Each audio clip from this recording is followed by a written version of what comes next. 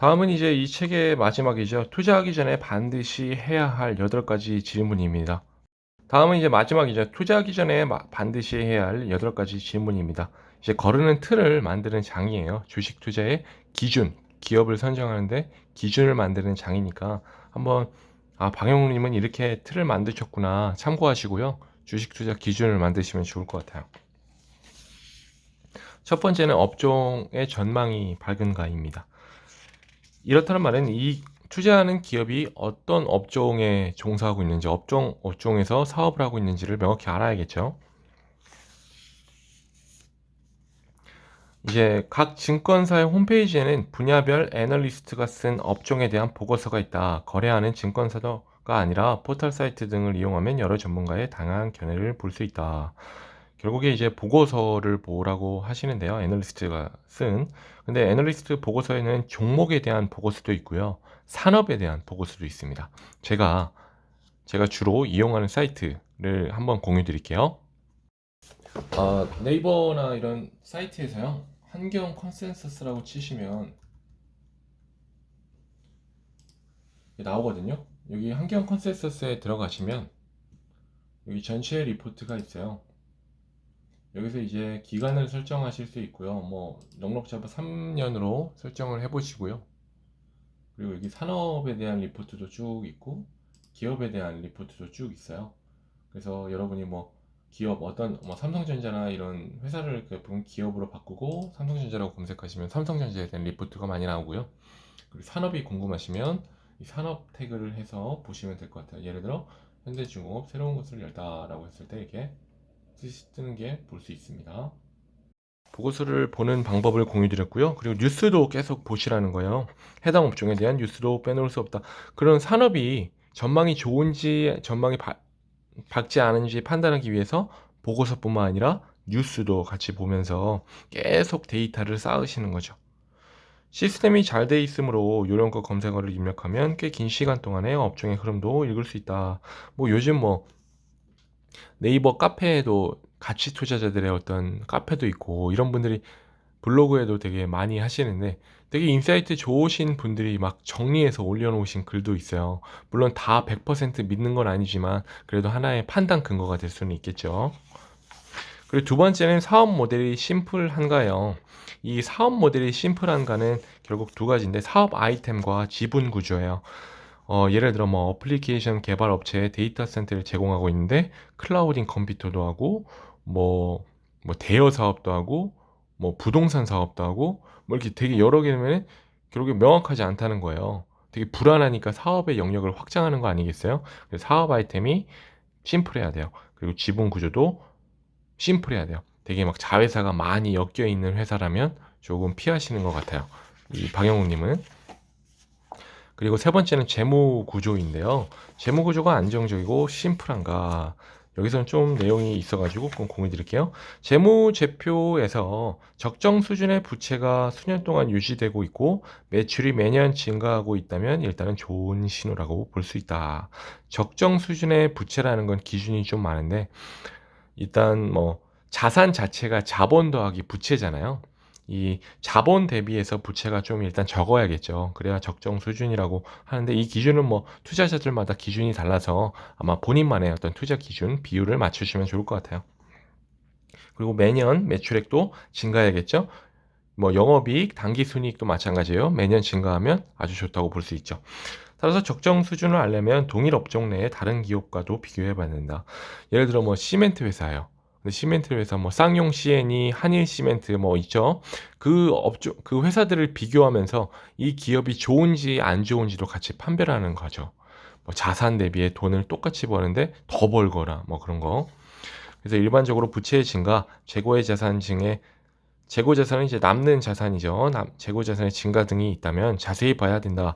부채의 증가가 사업의 확장에 위해 꼭 필요한 설비 구축을 위한 것이라면 그것의 타당성을 따져봐야겠지만 장사를 못해서 그런 거라면 적신호다.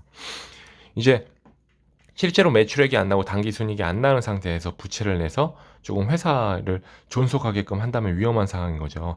근데 이제 부채를 내서 뭐 예를 들어 뭐 공장을 증설하거나 기기를 사거나 아니면 뭐 뭐 합병을 하거나 뭐 그러면 되게 좋게 돈이 쓰였다고 판단할 수 있는 근거가 되는 거죠.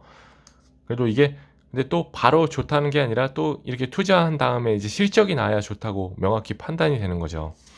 그리고 재고 자산의 증가도 매출의 증가가 기대될 때는 풍부한 물량 확보라고 부르지만 그렇지 않을 때에는 흘러야 할 자금이 창고에서 잠자는 꼴이 된다. 이 재고 자산이 계속 증가해요. 근데 내 자산은 그대로고 매출액도 그대로예요. 그럼 좀 위기상한 거죠. 근데 재고 자산이 계속 증가하고 매출액도 증가하고 하다 보면 사업이 커지다 보니까 당연히 재고 자산이 증가하는 거라고 판단할 수 있는 거예요. 상황에 따라 해석이 달라지는 거죠. 무조건 부채의 증가가 나쁘다, 재고 자산의 증가가 나쁘다 이렇게 해석할 수는 없는 거예요. 그리고 배당에 대해서 계속 언급을 해요. 일종의 소통이라고 보는데 적정한 수준을 배당해 왔는가를 얘기하시는데 배당금은 좀 보는 방법을 알려드릴게요. 네이버에서 네이버 금융을 한번 봐보세요. 네이버 금융을 한번 가보시면 일단 주식 회사들의 어떤 정보들을 알 수 있는데 예를 들어 뭐 최근에 검색한 테스 한번 봐볼게요. 테스의 아랫부분에 보면 배당 수익률 2020 12월 기준으로 이렇게 1.69% 있죠. 그래서 배당 수익률은 여기서 확인할 수 있고 뭐 다른 방법도 여러 가지 있습니다. 아시면 될 것 같아요. 그러니까 지금 현재의 배당률도 중요하지만 그간 배당을 얼마나 해왔는지도 중요하겠죠. 그리고 성실히 공시를 해왔는가. 어떤 뭐 기업들이 공시를 하는데 어떤 뭐 거래를 하고 여기 나오죠. 부실한 기업의 수주 계약 등 호재가 되는 공시를 자주 한다면 주의 깊게 봐야 된다. 괜히 막 불안하니까 막 이런 공시를 되게 자주 해서 투자자들을 모으는 기업들이 있어요. 그거를 명확히 판단해야 된다는 거예요. 그리고 과거에 공시를 번복한 전례가 있는지도 확인해야 된다. 공시를 하고 아 죄송합니다. 매출액이 잘못 표시됐어요. 해가지고 이 경고를 받거든요. 이런 전력도 확인해야 된다는 거예요. 계속. 그리고 공시는 기업이 투자자에게 올리는 보고서다. 허위 보고서를 작성하는 기업과는 동업할 수 없다. 이게 막 번복하거나 수정하거나 다시 보고 올리고 그러면 안 된다는 거죠. 정확한 내용 그리고 자주 하지도 않고 진짜 필요한 보고만 한다는 거죠.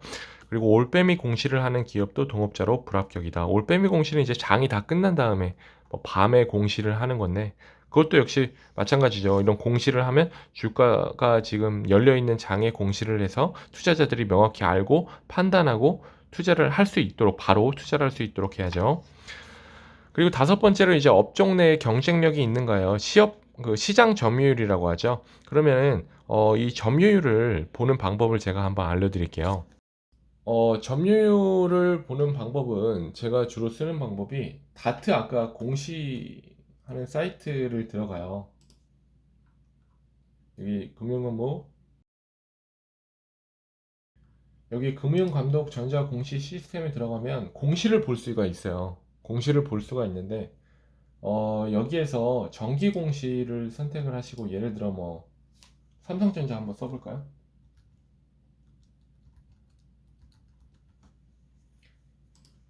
검색을 하고 기간은 한 3년 검색할게요. 정기 공시가 이제 사업 보고서나 뭐 주로 반기 보고서, 분기 보고서거든요. 뭐 이외에 되게 짜잘한 보고 말고 사업 보고서에 들어가시면 사업의 내용에 대한 내용이 있어요. 사업의 내용. 이 부분에서 한번 점유라고 한번 쳐보셔요. 검색을 해보는 거죠. 점유. 그럼 이제 점유율이 이제 보고가 돼요. 이게 근데 어떤 회사는 없거든요. 이게 왜냐면 보고서 형태가 이런 큰 카테고리만 이게 규정돼 있고 이 내용은 기업별로 마음대로 채울 수가 있어가지고 근데 이제 여기에서 참고하실 수 있다라는 거예요. 근데 한편으로 이게 신뢰할 만한 데이터인지도 같이 파악을 해야겠죠. 그래서 점유율을 얼마나 갖고 있는지 뭐 시장 점유율이 1위 기업과 비교 우위에 있다고 보는 것이 타당하다. 시장 점유율 1위가 좋은 거죠. 일반적으로 1위 기업이 기술력도 좋고 자본력도 탄탄하다라고 써 있네요.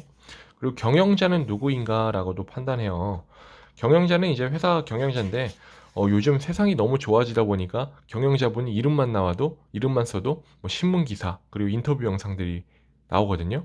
물론 뭐 그걸 통해서 그분의 어떤 전체를 알 수 없지만 어떤 마음가짐이나 기업을 운영하는 태도 이런 거는 파악할 수 있겠죠. 전문 경영인은 한 해 한 해 살아남아야 된다. 기업 가치를 얼마나 키워놓느냐에 따라 평가받는데 주가가 그 기준이다. 그래서 전문 경영인은 매년 성과를 내야 한다는 데 집착하기 쉽다.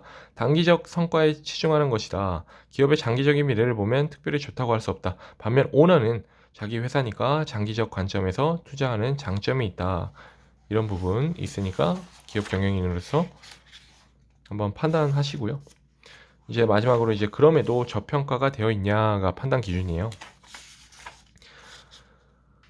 소외되어 있는 이유를 발견했다면 그것이 합당한지 파헤쳐봐야 된다. 치명적인 이유라면 당연히 소외되게 내버려둬야 되지만 아닌 경우도 있다. 예를 들어 뭐 각각의 기준이 있을 거 아니에요. 뭐 PER 10 이하, 뭐 PBR 1 이하 뭐 이렇게 했는데 이 저평가를 받는 기준이 정답은 아닌 거예요. 소외되고 있는 이유가 명확히 있을 수도 있어요. 뭐 예를 들어 뭐 경영인이 뭐 횡령을 했다거나 뭐 공시가 이상해서 한번 되게 안 좋은 회사로 주주들한테 낙인되어 있거나 그래서 그 이유를 명확히 알아야 되는 거죠. 무조건 저평가되어 있다고 좋다는 건 아니에요.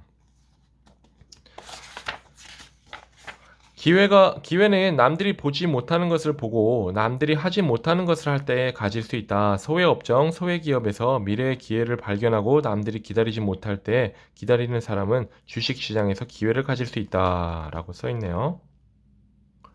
그래서 결국 8개의 질문, 여태껏 공유드린 8개의 질문에 할 일이 정해졌어요. 뭐 몇 년간의 공시도 읽어야 되고요. 애널리스트 보고서도 읽어야 되고요. 해당 업종 기업 뉴스 찾아봐야 되고 뭐 시간이 되시면 주총도 참석해야 되고 주담과도 전화해 봐야 되고 이제 정리를 해주세요. 수익은 노동의 대가와 시간의 기회비용이 어우러져 나오는 것이다. 많은 투자자들이 공부하는 노고를 생략하고 손쉽게 돈을 벌려고 한다. 공부를 하지 않았으니 확신이 없다. 그러니 정보에 흔들려 내동매매를 하고 단타에 치중한다. 실패하는 전형적인 패턴을 밟으면서 나만은 성공할 거라는 막연한 기대를 가진다. 수천 개의 무덤이 있는 공동묘지를 지나면서 나만은 죽지 않을 것이라고 생각하는 어리석음이다. 뭐 주식 투자는 그냥 공짜로 돈 버는 게 아니라 공부한 대가라는 거요. 또 하나 여러분이 극복해야 할 생각은 그렇게 투자해서 어느 세월에 돈을 벌겠냐는 것이다. 장기 투자를 하든 단기 투자를 하든 차트를 보고 투자를 하든 기업의 내용을 보고 투자를 하든 모두 여러분의 선택이다. 그리고 결과에 대한 책임도 여러분의 것이다. 도저히 장기 투자는 못하겠다고 하시는 분들은 주식 투자를 하지 않으시는 편이 좋다. 그래도 투자를 해야겠고 공부를 많이 해야 한다는 장기 투자는 못하겠다는 분들은 단기 투자를 해보시라. 갑자기 기조가 달라지네요. 근데 한번 읽어보죠. 단, 투자 원금은 100만 원 아래로 하고 더 이상은 넣지 마라. 단기 투자는 금방금방 자산이 불어나므로 굳이 많은 액수를 일 필요는 없다. 어느 광고를 봤더니 300만 원으로 수백억 원을 벌었다는 사람이 있다. 그가 왜 광고를 하는지 미스터리다. 그러니까 300억을 벌었다면 왜 광고를 하겠어요? 그냥 조용히 살죠. 약 1년 전후 진심으로 이 책을 읽을 준비가 되어 있을 것이다. 결국 단기 투자를 하지 말라는 얘기를 돌려서 얘기하셨어요.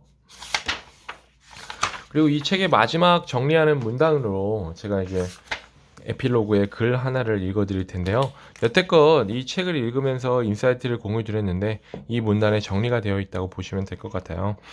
내가 생각하는 주식 투자의 기본은 내가 사업을 한다는 마음으로 기업을 사는 것이다.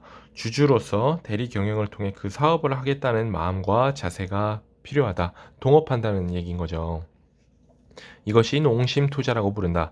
근면성실, 정성, 감사 이런 마음이 없으면 농사가 제대로 이루어지지 않는다. 주식 투자도 마찬가지다.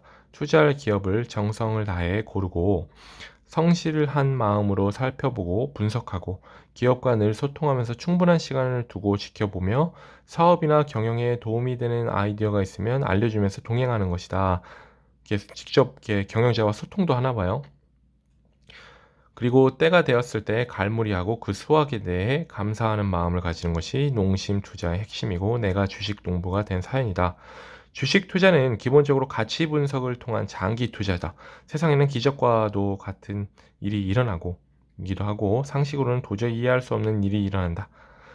그러나 큰 흐름은 늘 상식의 원리로 움직인다. 주식시장도 상식의 큰 흐름에서 벗어나지 않는다. 따라서 주식 투자 역시 상식의 투자가 되어야 한다. 뭐가 하루아침에 벼가 되지 않듯이 어떤 종목이 하루아침에 대박을 안겨주지 않는 것이 상식이다.